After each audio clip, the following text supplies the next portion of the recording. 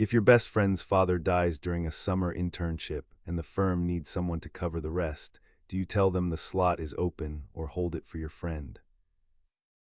Mike and I were juniors at the same business school. We had been close since freshman year. We had applied for the same McKinsey summer associate program. We had, against the odds, both gotten in. They placed Mike in the New York office. They placed me in Chicago. We compared notes every Friday night. Mike's father had a heart attack in the third week of June.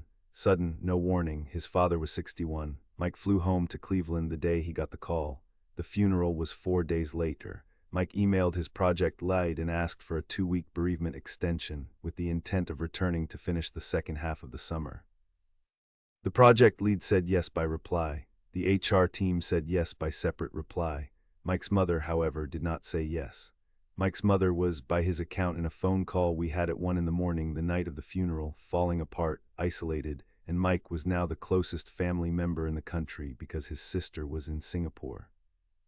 Mike's 2-week bereavement extension turned into a request for a longer leave. He called HR the day after the funeral. He asked for the rest of the summer off with the intent to return for full-time recruiting. HR said they would consider it. I was on the other end of that conversation. Mike called me as soon as he hung up. He told me HR had been kind. He told me he thought they were going to hold his slot. He told me he was going to take care of his mother. I told Mike I would help him with anything he needed. I meant it. I also already had the email open. I sent an email to my own project lead in Chicago at 11 o'clock that night. I said I had heard that the New York office had a project that had been short-staffed by an associate departure. I said I was interested in a possible transfer for the remainder of the summer if it would be useful to the firm. I added, and this is the part I am going to be specific about, a sentence that said I had been told by a colleague that the slot was open.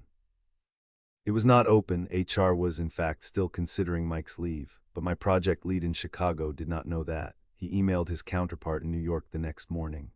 The counterpart, who had been told by HR that Mike's status was under review, took my project lead's email as the signal he had been waiting for. He went back to HR and asked whether the slot was officially open. HR, taking the New York project lead's question as a procedural request, made the call to formally close Mike's slot. Mike got the call from HR 3 days later while he was at his mother's kitchen table. They told him the project had moved on.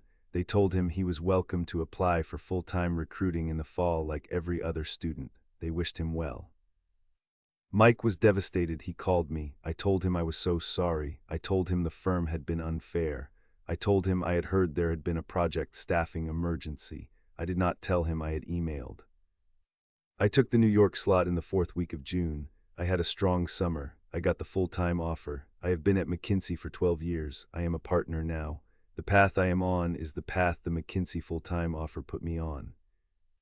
Mike did not come back to recruiting that fall. He could not afford to be away from his mother. He took a job at a regional firm in Cleveland. He is a director there now. He is, by every standard I get to use, fine. He is not on the path I am on.